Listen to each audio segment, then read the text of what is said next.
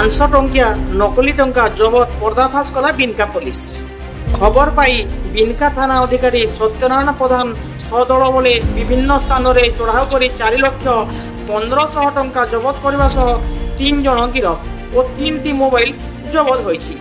गिरफ युवक माने हेले सुवर्णपुर जिला बिनका बेतरापड़ार अशोक नायक, बिनका थाना फुलमुठी ग्राम अभिषेक होता और लछीपुर थाना रेंगाली गाँव जयनारायण बस्तिया को गिरफ करी आज सांबादिक सम्मेलन करने पर बिनका थाना केस नंबर 229/25 10/2025 अनुसार आज कोर्ट चालान कर सांबादिक सम्मेलन में सूचना देखते जिला आरक्षी अधीक्षक नारायण नायक।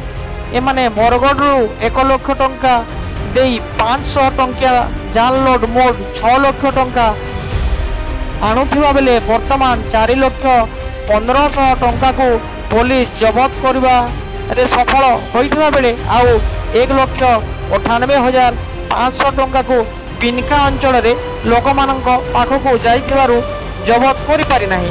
वर्तमान पुलिस केउठारु टंका आसुतिला तार अनुसंधान आरंभ करिथिबा प्रकाश करिछि।